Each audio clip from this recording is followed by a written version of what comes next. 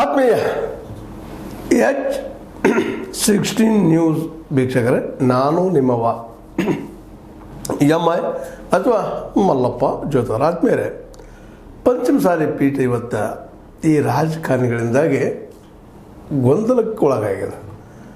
ಅದರಲ್ಲೂ ಪಂಚಮಸಾಲಿ ಜನ ಈ ರಾಜಕಾರಣಿಗಳಿಂದಾಗೆ ಅವರ ಬೇಡಿಕೆ ಏನಿತ್ತು ಅದು ಈಡೇರಲಾರದ ಸ್ಥಿತಿಗೆ ಬಂದು ನಿಂತುಬಿಟ್ಟದ. ಇವತ್ತು ಈ ರಾಜಕೀಯ ಜನ ತಮ್ಮ ರಾಜಕೀಯ ಲಾಭಕ್ಕಾಗಿ ಏನೇನು ಬಳಕೆ ಮಾಡ್ಕೊಳ್ತಾ ಇರ್ತಾರೆ. ಹಾಗೆ ಈ ಪಂಚಮಸಾಲಿ ಪೀಠವನ್ನು ಬಳಕೆ ಮಾಡಿದ್ರು. ಪಾಪ ನಮ್ಮ ಮುಗ್ಧ ಬಸವರಾಜ ಮೃತ್ಯುಂಜಯ ಸ್ವಾಮೀಜಿಯವರ ಒಂದು ವಿಶ್ವಾಸವನ್ನು ಸಹಿತ ಇವರು ಏನಪ್ಪ ಅಂದ್ರೆ ಹರಣ ಮಾಡಿಬಿಟ್ರಂತೆ. ಈ ಒಂದು ರಾಜಕೀಯ ಆಟದಲ್ಲೇ ಅದರಲ್ಲೂ ಮುಖ್ಯವಾಗಿ ಯತ್ನಾಳರಾಗಿರ್ಬೋದು, ನಿರಾಣಿಯವರಾಗಿರ್ಬೋದು, ಅದೇ ಕಾಲಕ್ಕೆ ಶ್ರೀ ಪಾಟೀಲರಾಗಿರ್ಬೋದು, ನಮ್ಮ ವಿಜಯಾನಂದ ಕಾಶಪ್ಪನವರಾಗಿರ್ಬೋದು, ಇವರು ತಮ್ಮ ರಾಜಕೀಯಕ್ಕೆ ಈ ಮಠಗಳನ್ನು ಬಲಿ ಕೊಟ್ಟರು ಅಂತ ಇವರು ಸ್ಪಷ್ಟವಾಗಿ ಪಂಚಮಸಾಲಿ ಜನ ಆರೋಪ ಮಾಡ್ತಾ ಇದ್ದಾರೆ.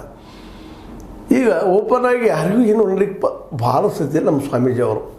ಅದಕ್ಕೆ ಅವರು ಸ್ಟೇಟ್ಮೆಂಟ್ ಕೊಡ್ತಾರೆ. ಪಾಪ ಅತ್ಯಂತ ನೋವಿನಿಂದ ಸಂಕಟದ ಅವ್ರು ಹೋರಾಟ ಮಾಡಿದ್ದು ಸಮಾಜ ಸಲುವಾಗಿ 2A ಮಾಡಿಸ್ಬೇಕು.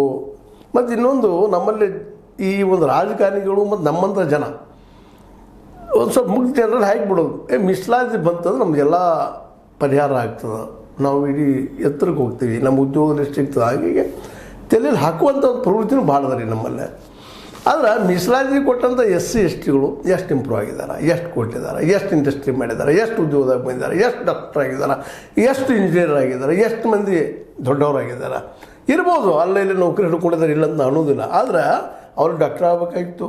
ಪ್ರಮಾಣದಲ್ಲಿ ಯಾವ ಪ್ರಮಾಣದಲ್ಲಿ ಆಗಿದ್ದಾರೆ? ಒಂದು ತಾಲೂಕು ಮಟ್ಟದಲ್ಲಿ ಎಷ್ಟು ಮಂದಿ ಡಾಕ್ಟರ್ಸ್ ಇದ್ದಾರೆ, ಎಷ್ಟು ಮಂದಿ ಇಂಜಿನಿಯರ್ಸ್ ಇದ್ದಾರೆ SC/ST ಅವರು ಅನ್ನುವಂಥದ್ದು ಸುತ್ತ ತೆಗಿಬೇಕಾಗಿದೆ, ಹುಡುಕ್ಬೇಕಾಗಿದೆ. ಅಂದರೆ ಬರೀ SC/ST ಅವ್ರಿಗೆ ಮೀಸಲಾತಿ ಸಿಕ್ತು ಅಂತ ನಾವು ಅದನ್ನು ಟೀಕೆ ಮಾಡ್ತಾ ನೋವು ಮಾಡ್ಕೊಳ್ತಾ